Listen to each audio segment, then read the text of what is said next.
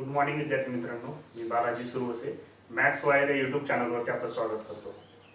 आज आपण पर्सेंटेज हा चॅप्टर पाहणार आहोत. ऑलरेडी 2 व्हिडिओज अपलोड केलेले आहेत LCM वरती. तर मित्रांनो, आपण या चॅनलवरती MPSCने जे राज्यसेवेची एक्झाम असेल किंवा कंबाईन एक्झाम असेल, त्या दोन्ही एक्झाममध्ये जे मॅथ्स आणि रिझनिंग सेक्शनवरती जे क्वेश्चन्स टाकलेले आहेत, कुठल्या चॅप्टरला प्रायोरिटी देऊन जास्तीत जास्त क्वेश्चन्स आलेले आहेत आजपर्यंत, त्यानुसार आपण व्हिडिओ पाहणार आहोत. त्यांना फोकस करून पहिल्यांदा त्याचे व्हिडिओ बनवले जातील आणि ज्या चॅप्टरला तेवढं महत्त्व दिलं जात नाही ते आपण एंडिंगला घेणार आहोत. तर हा जो चॅप्टर आहे पर्सेंटेज, तर पाठीमागल्या 2013 पासून आता 19 पर्यंतच्या ज्या 7 क्वेश्चन पेपर झालेले आहेत MPSC राज्यसेवेसाठी आणि कंबाईनच्याही ज्या क्वेश्चन पेपर आहेत, त्या सगळ्यांचा विचार केला तर जवळपास स्पेशल फक्त राज्यसेवेसाठी 5 क्वेश्चन्स यावरती आलेले आहेत पाठीमागल्या 7 वर्षामध्ये आणि कंबाईनच्याही पाठीमागल्या 5-6 वर्षामध्ये 2 ते 3 क्वेश्चन्स याच्यावरती आलेले आहेत.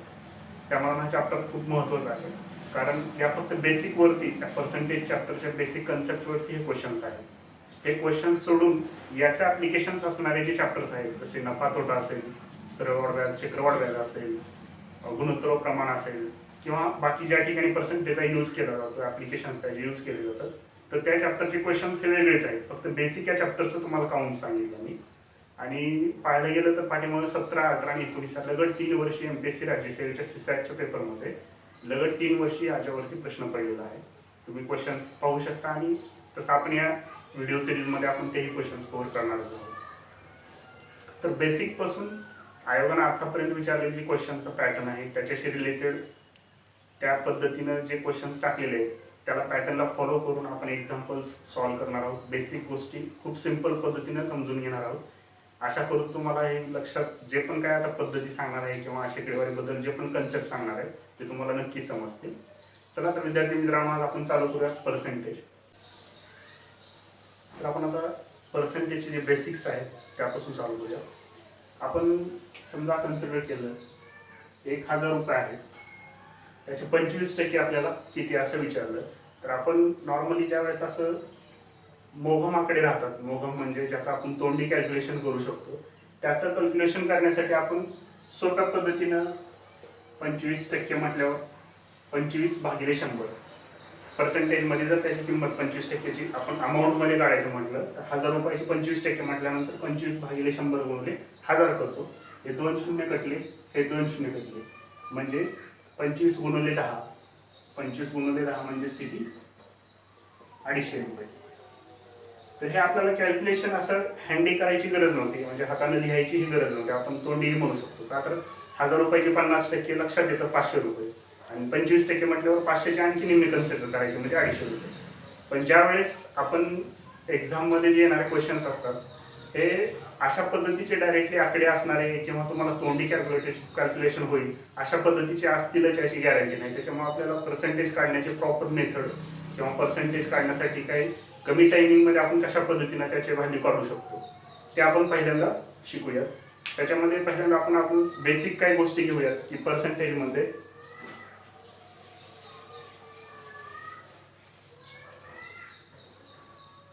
जसं की आता 800 रुपये आहे, रुपीज कन्सिडर करू नका, 800 आहे. तर या 800 या आकड्याचे आपल्याला 10% काढायचे. 10% काढायचे म्हटलं की आपण काय करतो, 10/100 करतो, 10/100 आणि नंतर हे कॅल्क्युलेशन करतो. 2 शून्यला हे 2 शून्य कटले, 8 आणि 10 बरोबर 8 गुणिले 10 बरोबर किती? 80. तर हे किती झाले? 10%. म्हणजे आपल्याला असा क्वेश्चन असेल की 800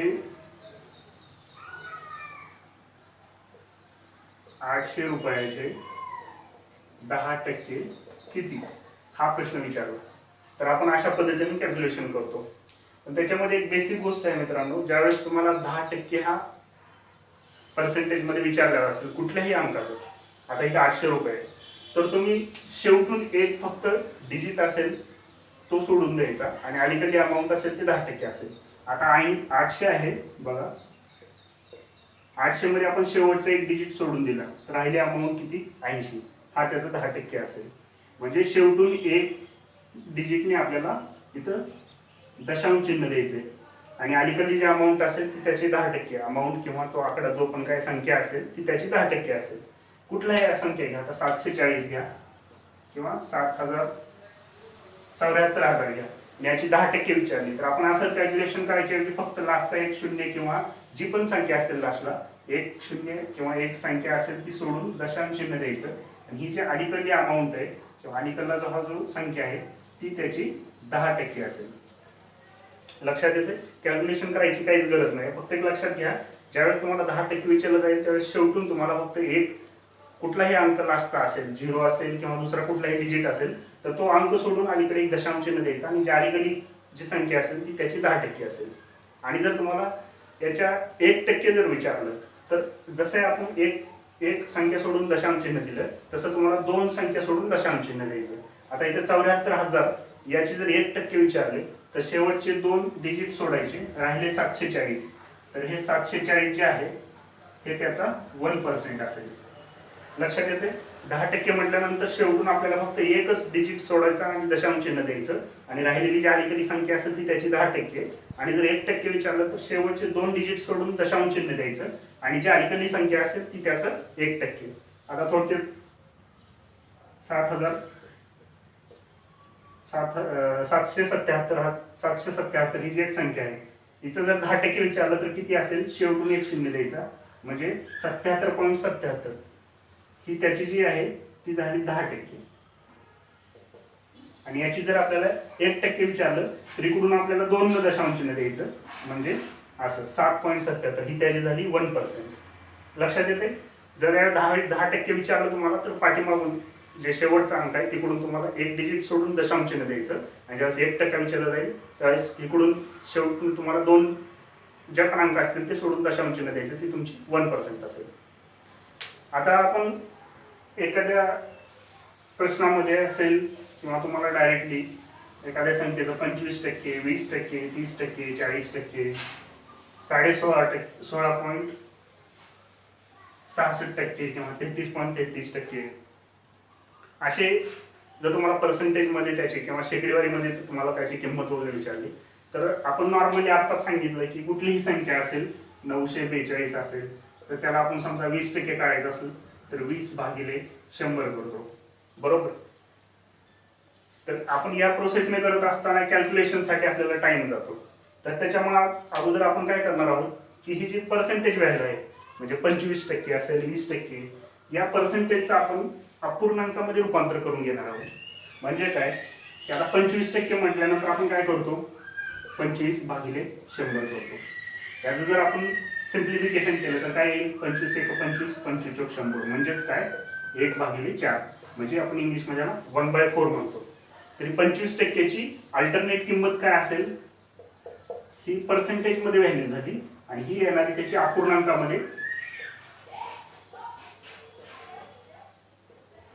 ही याची 25%ची 1/4 ही अपूर्णांकामध्ये येणारी किंमत असेल. जर आपण एखाद्या संख्येचं आता समजा आपण मगाशी घेतलेलं होतं 800, याचा आपल्याला 25% विचारल्यावर आपण काय केलेलं होतं, 25/100 नंतर हे 2 शून्य कटवले, हे 2 शून्य कटवले, 25 आणि 8चा गुणाकार केला तर त्याचा आपण 25% म्हटल्यावर 25 8 200, बरोबर. तर याच्या ऐवजी समजा आता 800 आहे त्याला तुम्ही 25/100 डायरेक्टली 1/4 जर गुणलं तर डायरेक्ट बघा 200 काढण्यासाठी तुम्हाला याच्यापेक्षा नक्कीच याच्यामध्ये थोडासा टाइम कमी लागतो, आणि याचाच यूज आपण एक मॅक्झिमम गणितामध्ये घेणार आहोत, ज्यामुळे तुम्हाला तुमचा टाइम आणखी त्याच्यामध्ये जो लागणारा टाइम आहे तो कमी होईल. आता आपण जे ठराविक नॉर्मली यूज केले जातात ते मॅक्झिमम आणि एक्झाममध्ये त्या पद्धतीने आपल्याला पर्सेंटेज विचारलं जातं. 20% म्हणजे किती, 25% म्हणजे किती, 16.66 म्हणजेच 16 2/3. आता हे मिक्स फ्रॅक्शन म्हणतात त्याला, म्हणजे संमिश्र अपूर्णांक म्हणतात. तर ह्याचं म्हणजे नेमकं व्हॅल्यू कशी असते, ह्याचं कन्व्हर्जन काय असतं, तर याच्यामध्ये बघा याचं 16 गुणिले 3 आणि त्याच्यामध्ये 1 ऍड केलेला असतो. याच्यामध्ये कसं पूर्ण हा जो अपूर्णांक आहे त्याची किंमत ऍक्च्युली असते 50/3. तर आता बघा याला आपण 50ला जर 3 ने भागलं तर काय होणार, 3 1 3 2 उरले, बरोबर. 3 संग 18, आणखी किती राहिले 2 उरले, 2 वर शून्य देणार आपण, 20 झाले. मग इथं दशांश चिन्ह देऊन त्या 20ला भाग जाण्यासाठी 3 संग 18 आणि तोच कंटिन्यू रिपीट होतोय पण 3 संग 18 3 संग 18 पुढे कंटिन्यू तीच आकडा होतोय बरोबर आहे. तर हीच संख्या आपण या फॉर्मॅटमध्ये लिहितोय. तर कसं बघा आपण 3 ने भाग घातला 3 एक 3 किती उरलं 2 उरले 20 झालं. 3 ने अजून डबल भाग घातला तर 3 संग 18 आणि आता 20 मधून 18 गेल्यानंतर राहिले किती बाकी 2 आणि आपण हे खालचं जे 3 आहे ते इथे लिहितो. हाच फ्रॅक्शन आपण इथे लिहितो. याचीच किंमत अल्टरनेट दुसरी किंमत काय आता आपण काय दिली 16.66 लक्षात येते. म्हणजे ह्याचं कन्वर्जन कसं असतं ऍक्च्युली 16 2/3 चं ह्या दोघांची इकडं आणि इकडं 16 3 48 48 आणि 2 50 भागिले 3 ही त्याची अल्टरनेटिव्ह व्हॅल्यू असते. आणि याचा आपण कॅल्क्युलेशन जर पूर्ण संख्यामध्ये असं करायला गेलं तर 16.66 किंमत येते आणि अपूर्णांकाच्या रूपामध्ये ठेवायचं राहिलं तर त्याची किंमत राहते 16 2/3. तर हे जे कॅल्क्युलेशन आहे ते तुम्हाला सांगितलं यासाठी की तुम्हाला त्याचे फ्रॅक्शन मध्ये व्हॅल्यू असतील अपूर्णांकामध्ये व्हॅल्यू असतील किंवा असं मिक्स फ्रॅक्शन मध्ये किंवा तुम्हाला असं डायरेक्टली अंकामध्ये दिलेले असेल तर तुमच्या तेवढीच व्हॅल्यू लक्षात राहायला पाहिजे. कारण कॅल्क्युलेशन मध्ये ऑन दी स्पॉट तुम्हाला एखाद्या किमतीची फ्रॅक्शन व्हॅल्यू लक्षात असल्यानंतर त्याचं कॅल्क्युलेशन खूप सोपा पद्धतीने होतं. आता आपण मगाशीच पाहिले 25% म्हणजे 1/4 बरोबर. 25% म्हणजे 1/4. आता आपण 20%चं पाहूया. 20% साठी 20 भागिले 100 करतो आपण बरोबर. 20 एक 20 20 5 100 म्हणजे किती किंमत आली याची 20% ची किंमत किती आली 1/5 या अपूर्णांकामध्ये याची किंमत आली. ठीक आहे. आता आपण पाहिलेलं होतं 16 2/3%. आता याची आपल्याला अपूर्णांकामध्ये किंमत काढायची तर कसं करायचं बघा. आपण याची आता मग किंमत काय केली होती 16 3 48 आणि 2 50 भागिले 3 बरोबर. आपण ज्यावेळेस पर्सेंटेजला ज्यावेळेस फ्रॅक्शन मध्ये किंवा पर्सेंटेज ज्यावेळेस आपण काढून टाकणार आहोत त्यावेळेस आपण 100 ने त्याला भागतो. 100 ने भागतो म्हणजेच 1/100 करतो. ठीक आहे. आता इथं जसं बघा 20%चं ज्यावेळेस आपल्याला फ्रॅक्शन मध्ये कन्वर्ट करायचं होतं त्यावेळेस 20 ला आपण 100 ने भागलं होतं. त्याच पद्धतीनं हा जो फ्रॅक्शन आहे तो फ्रॅक्शन काय ऍक्च्युली आपण याला फक्त सिम्प्लिफाय केले. 16 2/3 ची किंमत आपण काय केली 50/3 केली. हे दोन्हीची व्हॅल्यू एकच आहे. मग आपल्याला 50/3 चं हे जे फ्रॅक्शन आहे ते सॉल्व्ह करायचे पर्सेंटेज काढून टाकायचे. तर पर्सेंटेज काढून टाकायचं जसं इथं आपण 100 ने भागलं तसं इथं पण आपण 100 ने भागलं 1/100. आता 50 एक 50 50 दोन्ही 100 म्हणजे किती झाली याची किंमत 1/6. म्हणजे एक लक्षात घ्या 25% ची किंमत आली 1/4 20% किंमत आली 1/5 आणि 16 2/3 म्हणजे 16.66 या पर्सेंटेज किंमत आली 1/6. अशा पद्धतीने आणखी बाकीचे फ्रॅक्शन्स पण आपण पाहणार आहोत. आणि तुम्हाला हे जे फ्रॅक्शनच्या किमती आहेत त्या खूप लक्षात ठेवायची गरज नाही. तुम्ही फक्त त्याच्यावरती थोडीशी प्रॅक्टिस केली तरी ऑटोमॅटिक लक्षात राहून जाईल. आणि नॉर्मली जे मॅक्झिमम आपण आतापर्यंत यूज केलेले असतात स्कूलिंग टायमिंग पासून त्याची तर फ्रॅक्शन किंमत माहितीच असते. जसं की 25% असेल तर 1/4 20% असेल तर 1/5. आता आपण आताशी काय केलं 20%ची किंमत काढली 1/5. आता काय काढलं आणखी याची किंमत किती आली 1/6. आता आणखी असेच फ्रॅक्शनचे आपण आता दुसरे काढूयात 33 1/3% म्हणजे किती फ्रॅक्शन याचा काढूयात. आता बघा 33 1/3 याचा पर्सेंटेजची आपल्याला फ्रॅक्शन मध्ये किंमत करायची. तर हा मिक्स फ्रॅक्शन आहे म्हणजे हा पर्सेंटेज आहे. तर याचं ऍक्च्युली फ्रॅक्शन मध्ये कन्वर्शन कसं होईल 33 च्या तिप्पट किती 99 आणि हे किती 100. तर 100 भागिले 3 बरोबर. तसं बघा 33 च्या तिप्पट किती 99 33 33 दोन्ही 66 33 च्या तिप्पट 99 आणि त्याच्यामध्ये हे वरचा रिमाइंडर आपण मिसळला तर 100 आणि खालचा 3 आहे तसा ठेवला. याच्या दोन्हीची किंमत एकच असते. ठीक आहे. आपण आता हे पर्सेंटेज काढून टाकायचं म्हटल्यावर पर्सेंटेज काढून टाकायचं असेल तर काय करतो 100 ने भागतो. आता हे 100 ला 100 कटतं बरोबर किती किंमत आली 1/3 म्हणजे 33 1/3 किंवा याला आपण दुसरं आणखी कन्वर्जन असं करू शकतो 100 भागिले 3 3 3 9 एक उरला 3 3 9 पुढे नंतर आता भाग जात नाही तर आपण डॉट घेऊ दशांश चिन्ह घेऊन 0 घेऊया तर 10 येणार आहे म्हणजे 3 3 9 3 3 9 त्या पुढे कंटिन्यू होणार आहे.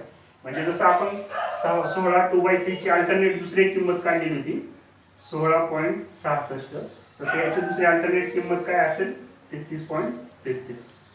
तर आपण याचं फ्रॅक्शन किती कन्वर्ट केलेलं आता पाहिला 1/3. ठीक आहे, लक्षात आलं. फ्रॅक्शन मध्ये कन्वर्ट कशा करायचं, पर्सेंटेज पासून फ्रॅक्शन मध्ये खूप सोप्या पद्धतीने. आपल्याला फक्त पर्सेंटेज काढून टाकायचं असेल तर 100 त्या संख्येला भागायचं, जी येणारी संख्या असेल ते आपण फ्रॅक्शन मध्ये काढू शकतो. आणखी काय फ्रॅक्शन्स घेऊयात आपण.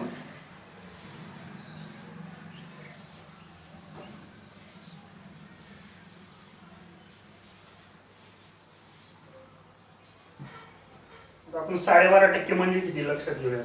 12.5% म्हणजे 12 हे पर्सेंटेज. याचा आपण फ्रॅक्शन मध्ये कन्वर्ट करूया. तर बघा, 12 दुनी 24, 24 आणि 1 25/2. याची किंमत म्हणजेच काय, 25/2 येते.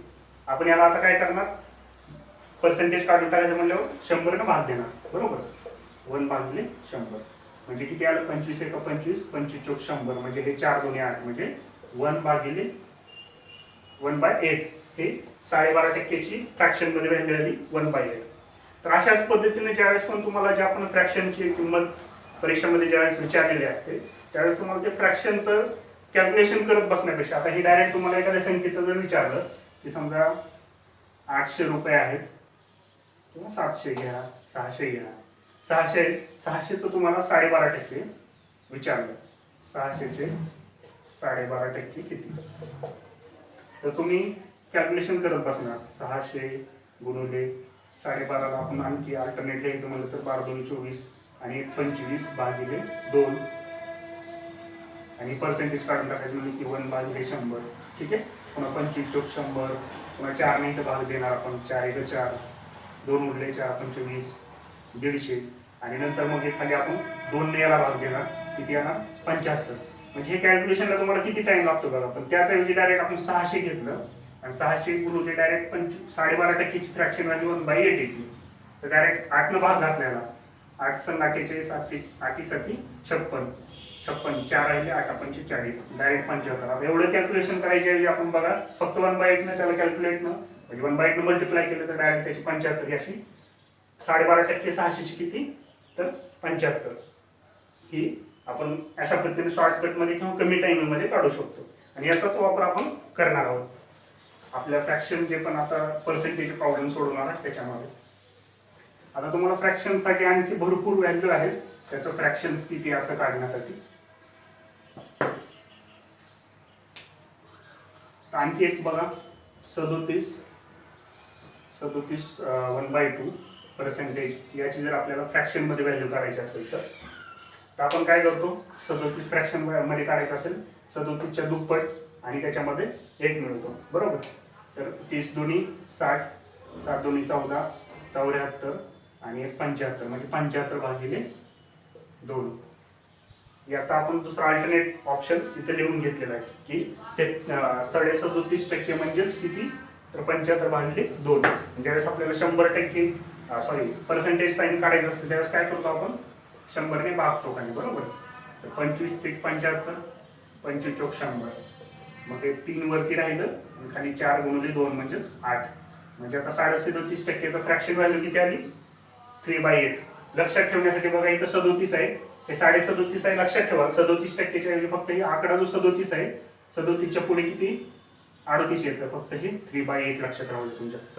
37% जर आपल्याला फ्रॅक्शन मध्ये विचारली व्हॅल्यू तर फक्त लक्षात राहू द्या की 37च्या पुढे 38 आहे, त्याच्यामध्ये एक क्रॉस केलं तर ही 3/8 व्हॅल्यू आली की त्याची फ्रॅक्शन व्हॅल्यू असेल.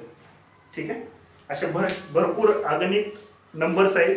त्याचा आपण जर पर्सेंटेज ची व्हॅल्यू फ्रॅक्शन मध्ये करत बसायचं असेल तर खूप टाइम जाईल. फक्त तुम्हाला प्रोसेस सांगितली तर तुम्ही स्वतःहून प्रॅक्टिस करू शकाल की एखाद्या संख्येची पर्सेंटेज व्हॅल्यू आपल्याला फ्रॅक्शन मध्ये कन्वर्ट करायचं असेल तर आपल्याला काय करायचं प्रोसेस. ऍक्च्युली आपण आतापर्यंत काय पाहिलं की पर्सेंटेजचं आपण फ्रॅक्शन मध्ये कन्वर्ट केलं. ठीक आहे, आता एखाद्या ठिकाणी आपल्याला संख्या सोपी असेल पण एखादं ते फ्रॅक्शन मध्ये दिलेलं असेल आणि भाग जात नसेल तर त्या ठिकाणी आपल्याला फ्रॅक्शनच्या ऐवजी आपण जर त्याची पर्सेंटेज व्हॅल्यू वापरली तर सोपं पडतं. त्याच्यामुळे तुम्हाला पर्सेंटेजचं फ्रॅक्शन मध्ये आणि फ्रॅक्शनचं पर्सेंटेज मध्ये हे दोन्ही कन्व्हर्जन लक्षात यायला पाहिजे.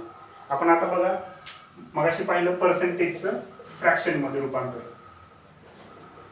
आता आपण पाहणार आहोत फ्रॅक्शन किंवा अपूर्णांक त्याचं पर्सेंटेज मध्ये. सोपी गोष्ट आहे. पर्सेंटेज मधून फ्रॅक्शन मध्ये तुम्ही कन्वर्ट होत होता त्यावेळेस तुम्ही 1/100 करत होता, म्हणजे 100 भाग देत होता. आता इथे फ्रॅक्शनचं तुम्हाला 100 पर्सेंटेज मध्ये कन्वर्ट करायचंय, तर सिम्पली तुम्हाला फक्त 100 गुणाकार करायचे तिथे. इथं भागाकार करत होतो, इथं गुणाकार करायचंय. खूप सोपं आहे, लक्षात घ्या.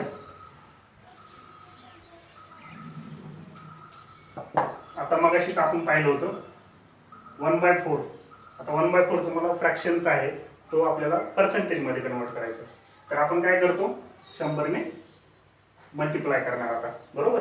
कारण आपण फ्रॅक्शन मध्ये ज्यावेळेस कन्वर्ट करत होतो त्यावेळेस शेकडेवारीचं चिन्ह काढून टाकायचं असेल, पर्सेंटेजचं साईन काढून टाकायचं असेल, तर आपण त्याला काय करत होतो, 100 भाग देत होतो. आपण आता इथं फ्रॅक्शनचं म्हणजे अपूर्णांकाचं शेकडेवारीमध्ये रूपांतर करतोय, तर आपण 100 याला इथं गुणणार. तर आता इथे किती येणार मग, 25. याची व्हॅल्यू किती येणार मग, 25%. आता 1/5. 1/5 म्हणजे 100 आपण याला गुणणार, बरोबर. मग इथे किती आलं, 20/100 म्हणजे किती आलं, 20%. अशाच पद्धतीने जे पण फ्रॅक्शन्स असतील तुम्हाला, आता समजा 1/8 गुणिले 100, तर याच्यामध्ये बघा 8 1 8, 2 उरले, 8 2 16, 4 उरले, 4 वर 0, 8 45, डॉट देऊन म्हणजे 12.5%, म्हणजे किती, 12.5% किंवा 1/2%. हे मिक्सड फ्रॅक्शन मध्ये नॉर्मल आपल्या डिजिटच्या याच्यामध्ये दशांश अपूर्णांक दशांश चिन्हामध्ये. तर लक्षात आलं मित्रांनो तुम्हाला फ्रॅक्शनचं अपूर्णांकाचं शेकडेवारीमध्ये आणि शेकडेवारीचं अपूर्णांकामध्ये कन्व्हर्जन कसं करायचं. फक्त 100 भागायचं, ज्यावेळेस तुम्हाला शेकडेवारी चिन्ह काढून टाकायचं, एवढंच लक्षात ठेवा. अपोजिट गोष्ट ऑटोमॅटिक लक्षात राहील. दोन्ही लक्षात ठेवून कन्फ्युजन करून घेण्यापेक्षा एकच लक्षात ठेवा, ज्यावेळेस तुम्हाला फ्रॅक्शन मध्ये कन्व्हर्ट करायचंय किंवा पर्सेंटेज साईन काढून टाकायचंय, 100 तुम्हाला भागायचं. ठीक आहे. मग अल्टरनेट तुम्हाला फ्रॅक्शनचं शेकडेवारीमध्ये यायचं असेल तर तुम्ही 100 गुणणार नंतर. ठीक आहे. तर आता आपण ऍक्च्युली फ्रॅक्शनची व्हॅल्यू घेतली, त्याची मिनिंग काय नाही, म्हणजे त्याचा अर्थ काय होतो. जसं की आपण आता पाहिलेलं आहे 25% म्हणजे किती, 1/4, बरोबर. तर नेमकं हे मग 1 हे 4 हे नेमकं पर्सेंटेजचे आपण याच्यामध्ये फ्रॅक्शन मध्ये कन्वर्ट केलं, पण आपल्या कॅल्क्युलेशन मध्ये ह्याचा यूज काय होणार आहे, कशा पद्धतीने फ्रॅक्शनचा यूज होणार आहे. तर याच्यामध्ये याची व्हॅल्यू काय आहे, 1/4 म्हणजे नेमकं मिनिंग काय त्याचं. तर बघा हे जे 4 आहे, आपण आता 25% घेतल्यानंतर बघा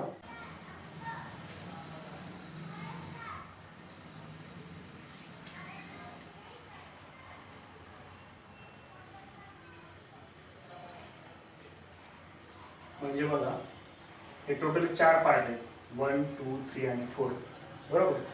हे खालची हे जे मूळ आहे. आता याच्यामध्ये बघा 4 म्हणजे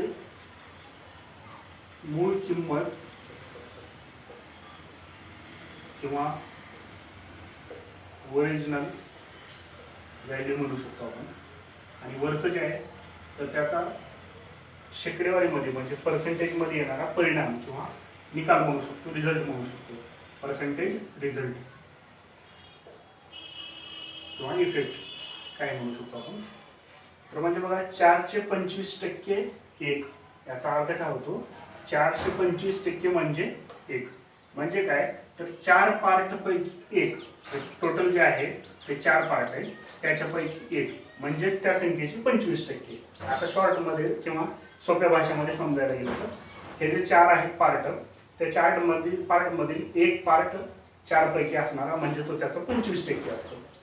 म्हणजे जी मेन मूळ होल संख्या आहे, जी इथं 4 पार्ट आहेत पूर्ण, ते आपण छेदामध्ये घेतली, ती त्याची मूळ किंमत असते. आणि जी अंशामध्ये घेतो ती तिकडलं 25% जो पर्सेंटेज त्याचा रिझल्ट आहे. म्हणजे थोडक्यात आता इथं 25% आहे, याच्याऐवजी जर समजा आपण 50% घेतलं असतं तर 50%चं फ्रॅक्शन काय येतो, 1/2, बरोबर फ्रॅक्शन. आता इथं बघा 50% म्हटल्यानंतर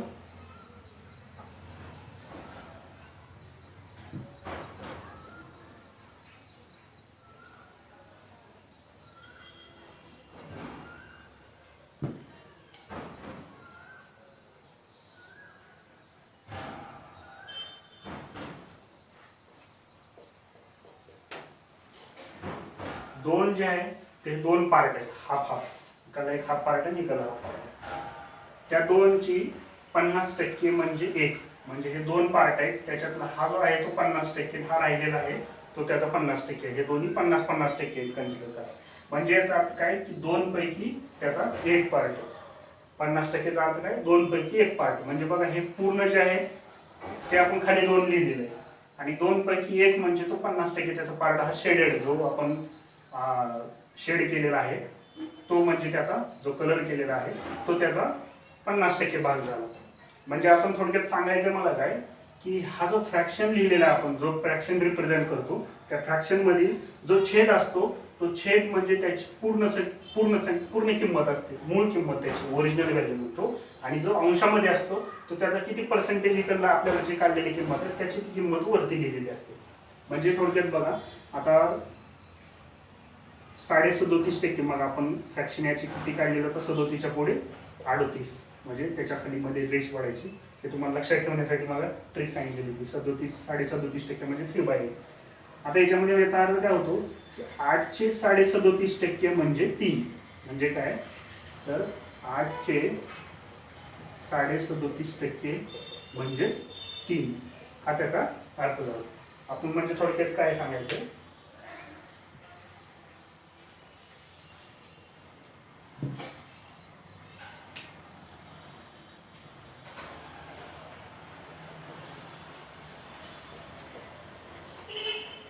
बघा 8 37.5% म्हणजे 3 आपण म्हणतो. तर आपल्याला माहिती आहे 37.5%चं फ्रॅक्शन किती आहे, 3/8. 8ला 8 कटतं, किंमत किती आली, 3 आली. म्हणजेच काय, 8चं 37.5% म्हणजे त्याचा वरचा अंशातली किंमत 3. हा सिम्पली त्याचा मिनिंग आहे. पण ऍक्च्युली आता त्याचा आपण यूज कशा पद्धतीने करणार आहोत, कशा पद्धतीने त्याचा आपण एक्झाम मध्ये वगैरे यूज होणार आहे ते आपण बघूया आपण. ठीक आहे. तर चला, तर आता आपण जे फ्रॅक्शनची किंमत, फ्रॅक्शन कशा पद्धतीने रिप्रेझेंट केलं जातं, अंश म्हणजे काय, छेद म्हणजे काय, जे आपण आता शिकलो त्याचं आपण हे एक्झाम्पल थ्रू समजून घेऊयात, आणखी क्लिअर होऊन जाईल तुम्हाला. याच्यामध्ये काय प्रश्न विचारलेला आहे, जर एक संख्या आहे त्या संख्येची 40% तिच्यामध्ये मिसळली, एक संख्या आहे तिच्यामध्ये तिची 40% मिसळली, तर येणारी संख्या जी आहे ती 112 आहे, तिची किंमत 112 होते. तर जी मूळ संख्या आहे ती कोणती, असा प्रश्न विचारलेला आहे. जर आपण एक डिटेलमध्ये पाहिलं, नॉर्मली ज्या पद्धतीने आपण आतापर्यंत सोडवत राहतो प्लस स्कूलमध्ये वगैरे, एक्स वगैरे मानून, तर आपण त्या पद्धतीने मानू की ती संख्या एक्स मानू.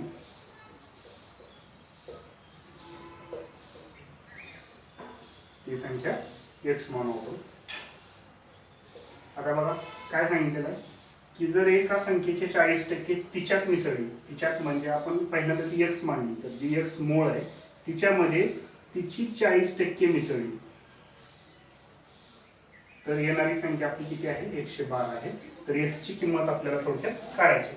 तर कॅल्क्युलेशन करायचं असेल तर बघा, 20 2 40, 20 5 100, म्हणजे एक्स प्लस 2x/5 बरोबर 112. 5 तिरकस गुणाकार, 5x प्लस 2x 7x असेल, तर खाली 5 बरोबर 112. हे 7x 5 भागाकारातला इकडे गुणाकारात जाईल, 112 गुणिले 5, x 112 गुणिले 5, हे इकडे गुणाकारात जाईल, 7 इकडे गुणाकारात येते, इकडे खाली भागाकारात जाईल. 7 16 7 12 म्हणजे 16 येईल, आणि 16 गुणिले 5 म्हणजे 80. कॅल्क्युलेशन थोडंसं क्लिअर दिसत नसेल तुम्हाला. 5x आणि 2 7x भागिले 5 बरोबर 112, म्हणजे 7x बरोबर 112 गुणिले 5. x बरोबर किती येणार, 112 गुणिले 5, 7 गुणाकारातला येते, इथे खाली भागाकारात जाईल. 7 न भागलं तर 16 7 12 वर्षे, आणि 16 गुणिले 5 16 पंच 80, म्हणजे ती ओरिजिनल संख्या जी आहे ती किती आहे, 80 आहे. 80 ओरिजिनल संख्या आहे, जिच्यामध्ये आपण तिची 40% मिसळली, तर ती येणारी संख्या 112 आहे. ठीक आहे. या डिटेल मेथड झाली. आपण आता मग अशी फ्रॅक्शन जी बघितलं त्यानं कशा पद्धतीने सोडवू शकतो ते आपण पाहूयात. आपण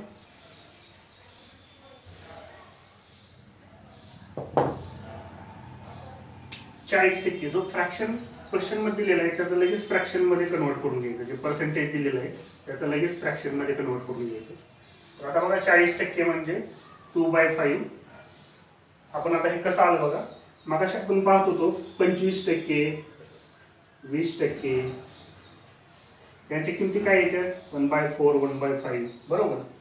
आता जर 25च्या मल्टिपल मध्ये पर्सेंटेज विचारले तर 25च्या मल्टिपल म्हणजे काय, तर 50%, 75%,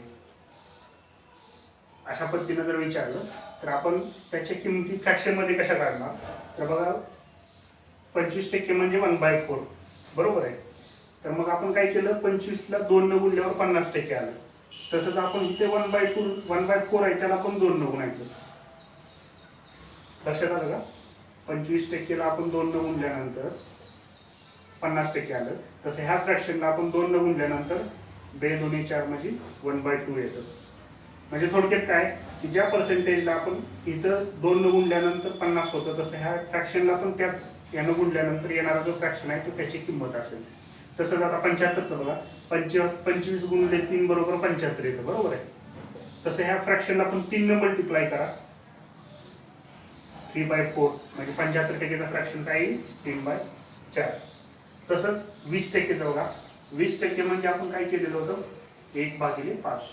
आपल्याला तर इथे 40% करायचं. आपण काय केलं 40ला येण्यासाठी 2 न गुणलो बरोबर. तसं इथं पण आपण 2 न गुणणार. 2 न गुणल्यानंतर बघा 2 गुणिले 1/5. 2 आहे अंशामध्ये तसंच राहणार. येणारी किंमत किती येणार मग 2/5. म्हणजे त्या मल्टिपल मध्ये फ्रॅक्शनची किंमत जरी काढायची असेल पर्सेंटेजची फ्रॅक्शन मध्ये, त्या पर्सेंटेजला ज्यानं गुणल्यानंतरची जी संख्या तसंच आपण तिकडं फ्रॅक्शनला पण गुणणार आहोत. त्या पद्धतीने त्याची किंमत येते. तसं आपण आता 20%चं 1/5 तर 40%चं 2/5. आता 60%चं सांगा. 20 त्रिक 60 येईल तर वरी 3 येईल 3/5. 80% किती येईल 20 गुणिले 4 20 चौक 80. तसं वरती छेदामध्ये 4 येणार. मग 4/5 म्हणजे 80%. समजलं. आता बघा इथे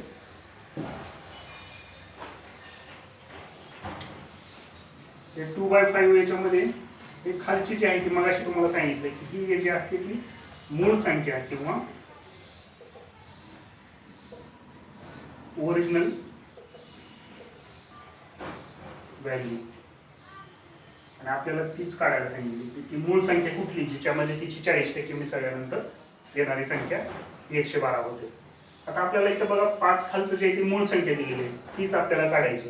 आणि तुम्हाला बघा सांगितलं होतं की हे 5चे 40% किती आले 2 आले बरोबर. जर 5 आपण आपल्याला काही 5ची किंमत काढायची बरोबर आहे, तर 5चे 40% म्हणजे 2 आलेले आहे. मग 5चे 40% 2 आहे, तर त्यांनी काय सांगितलं की तिची 40% तिच्यातच ऍड करायची.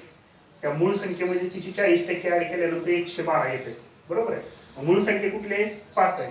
5 मध्येच तिची 40% मिसळायची म्हणजे 5 मध्ये 2 मिसळायची म्हणजे किती झालं 5 आणि 2 7. तर 7ची किंमत आपल्याला ही जी 7 आहे ती युनिट मध्ये युनिट मध्ये मानू किंवा एकक म्हणू शकतो. मराठीमध्ये 7 एकक म्हणू आपण त्याला, किंवा युनिट म्हणू शकतो. 7 एकक आहे. तर ही 7 एककची किंमत किती दिली त्यांनी ऍक्च्युली 112 दिली. तर मग एका युनिटची किंवा 1 एककची किंमत किती येणार बघा 16 म्हणजे 16 येणार. जर 1 युनिट बरोबर 16 असेल तर आपल्याला खालची 5 युनिट काढायची. आता युनिट मध्येच कन्सिडर करू सगळं आपण. 5 युनिट वरचं 2 युनिट. तर 5चे 40% 2 आहे. आपल्याला सांगितलंय की त्या संख्येची 40% तिच्यातच मिसळायची. मग ही मूळ संख्या आहे, मूळ संख्येची 40% तिच्यात मिसळायची. म्हणजे ह्या 5ची 40% किती आहे 2 आहे. तर ती तिच्यामध्ये मिसळल्यावर 5 आणि 2 किती होणार 7 होणार. पण ऍक्च्युली काय सांगितलं की तिची मिसळल्यानंतर येणारी संख्या 112 आहे. म्हणजे 7 युनिटची किंमत किती दिली 112. 7ला जर युनिटची 112 असेल तर 1 युनिटची किंमत किती असेल 16 बरोबर आहे. तर मग 1 युनिटची 16 असेल तर 5 युनिटची किती येणार गुणिले 16 करायचं. 16 पंचे 80. कॅल्क्युलेशन करत बसायची गरज नाही. आणि हे पहिलं तुमचं एक्झाम्पल असल्यामुळे तुम्हाला एवढं लक्षात येत नसेल. सिंपल आहे. ज्या पद्धतीने प्रॅक्टिस होईल त्या पद्धतीने तुमच्या त्या गोष्टी लक्षात येतील. आणखी एका संख्येची 20%, जर एका संख्येच्या 20%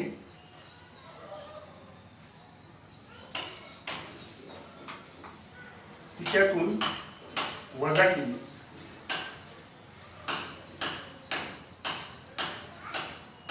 तर तिची किंमत 120 येते. तर ती मूळ संख्या किती असा प्रश्न आहे आपला. ठीक आहे. प्रश्न काय आहे त्याच्यामध्ये लक्षात समजून घ्यावं. आता आपण आतापर्यंत मिसळत होतो आणि येणारी किंमत काढत होतो. आता काय सांगितलं की त्या संख्येची 20% जर वजा केली तर येणारी संख्या 120 आहे. तर ती मूळ संख्या कोणती ती आपल्याला फाइंड आउट करायची. तर बघा आपल्याला फ्रॅक्शन काय दिलेलं आहे, पर्सेंटेज काय दिलेलं आहे 20%. 20%चा फ्रॅक्शन किती येतो 1/5. 1/5चं मिनिंग काय तर ह्या 5 ची 20% म्हणजे 1 आहे.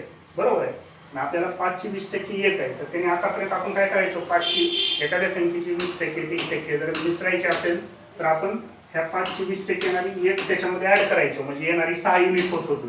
बरोबर आहे. पण इथं कसं आहे बघा वजा करायचं आपल्याला. म्हणून 5 ची 20% 1 जी आहे ती तिच्यातून वजा करायची म्हणजे ही जी मूळ संख्या आहे तिच्यातून तिची 20% ही जी 20% किती आहे 1 आहे. बरोबर आहे. 5 ची 20% किती 1. तर या 5 मधून 1 वजा केल्यानंतर येणार किती मग 4 युनिट.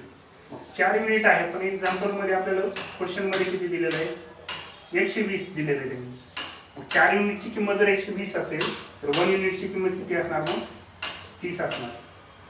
आपल्याला सांगितलं किती तर ती मूळ संख्या कुठली तर 1 युनिट जर हे असेल तर 5 युनिटची किंमत किती येणार मग 5 ने ह्याला गुणल्यावर 5 × 15 ही तिची मूळ किंमत असेल. म्हणजे 150 जी संख्या आहे त्या 150 संख्येमध्ये तिची 20% तिच्यातून जर वजा केली तर येणारी 120 मिळते. आता आपण टॅली करूया. 150 आपली मूळ संख्या आली तिची 20% आपल्याला वजा करायचं. 20% कसं काढणार आपण 20%चं फ्रॅक्शन किती 1/5. 5 न बघा 30 म्हणजे ह्या 150 ची 20% किती आली 30. ह्या 150तून आपण 30 जर वजा केलं तर येणारी संख्या बघा 120 येते आपल्याला. बरोबर. त्या 150तून 30 वजा केल्यानंतर 120 येते. म्हणजे एखाद्या संख्येची 20% जर त्या संख्येतून वजा केली. आता आपल्याला सांगितले की 5 मधून 1 वजा केलं तर 4 युनिट येते. पण 4 युनिटच्या व्यक्तीने एक्झाम्पलमध्ये जी किंमत दिली ती 120 दिलेली. 4 युनिट बरोबर 120 तर 1 युनिट बरोबर 30. म्हणून आपल्याला मूळ संख्या ही 5 काढायची. 5 युनिटची किंमत काढायची. तर 5 युनिटची किंमत काय करणार आपण मग त्या 1 ला जसं 5 न गुणलं आपण तसं 30 ला 5 न गुणणार 150 आली. ही जी आपली आहे ती मूळ संख्या आहे. समजलं मित्रांनो. तरी फक्त आपण आता स्टार्टिंग केलेलं आहे बेसिक वगैरे आहे. तर एक्झाम्पल हे जे सांगितलेले आहेत ते तुम्हाला समजले असतील अशी अपेक्षा करतो. आणि नेक्स्ट व्हिडिओमध्ये आपण आणखी मॅक्झिमम एक्झाम्पल घेऊया आणि आयोगाचे एक्झाम्पल पण कंटिन्यू करूया. ठीक आहे. धन्यवाद मित्रांनो. जर व्हिडिओ समजला असेल जे एक्झाम्पल सांगितलेले आहेत प्रोसेस समजले असेल तर व्हिडिओ नक्की लाईक करा शेअर करा आणि सबस्क्राईब करा. धन्यवाद मित्रांनो.